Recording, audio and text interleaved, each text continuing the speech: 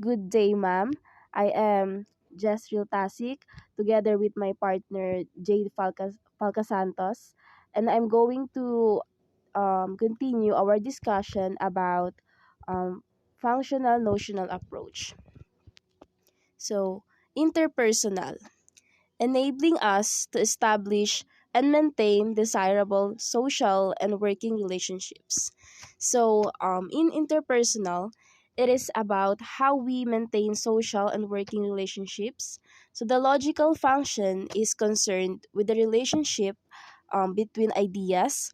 We utilize language to participate in interpersonal communication, to convey our feelings, attitudes, or to take on roles and to express.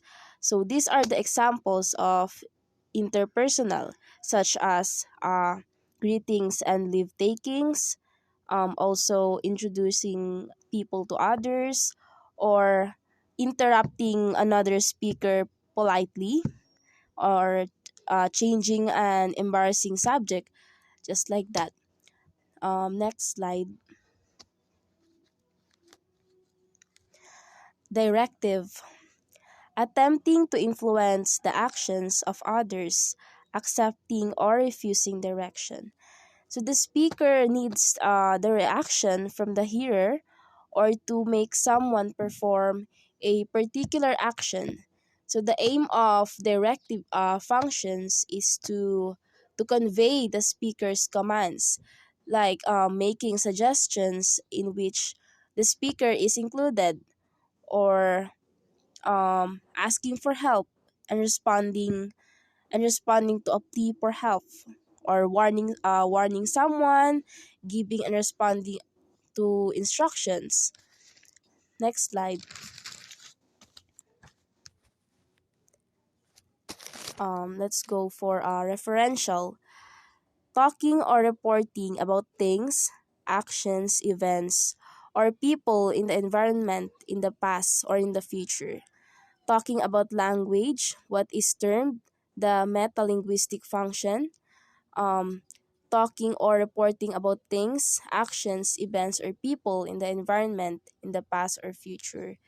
So, this referential function is what is spoken of or what is being referred to, just like sharing an information with an audience. So, for example, um, discussing possibilities, probabilities, or identifying items or people in the classroom. Another is asking for a description of someone or something. Next slide. So, for imaginative, discussions involving elements of creativity and artistic expression. So, it is used to explore the imagination or to create imaginary system or ideas, and also to tell or stories, uh, telling about fairy tales, just like that. But we use our critical thinking using imagination, like we are discussing a poem, a story, a piece of music, creating rhymes, poetry, or expanding ideas suggested by other or by a piece of literature or reading material. Next slide. So, functional grammar. People who study and use a language are mainly interested in how they can do things with the language, or how they can make meanings, get attention to their problems and interests, influence their friends and colleagues, and create a rich social life for themselves. They're only interested in the grammatical structure of the language as a means to getting these things done. A grammar which puts together the patterns of the language and the things you can do with them is called a functional grammar by Colbill 1990. So it focuses on the way language is put together so that the meaning is communicated for particular purposes. and looks at a language as a system of meaning. Next slide. So the main objective of a functional grammar is to explain language in terms of what people do with it or how they use the language to live. It tries to do that by adopting more of a semantic and pragmatic orientation inside the grammar. It does not see semantics and pragmatics as extra levels of organization, but sees as integral to the organization of grammar. Next. So we have criticism. Order. Criticisms of functional approaches include the difficulty in deciding the order in which different functions should be presented. Is it more important to be able to complain or to apologize? Another problem lies in the wide range of grammatical structures needed to manipulate basic functions at different levels of formality. So, for example, can I, as opposed to would you mind if? So, for the order, like it depends on the level of formality on how you would say the language or how you will form the language in different situations.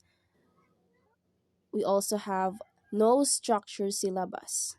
There's also apparently random nature of the language use, which may frustrate learners used to the more analytical and building block approach that the grammatical syllabus can offer. So, no structure syllabus means there is no outline, which confuse and at the same time frustrate learners and force them to use more analytical and building block approach. So they have no basis for the development of either implicit or explicit knowledge. Next. Okay.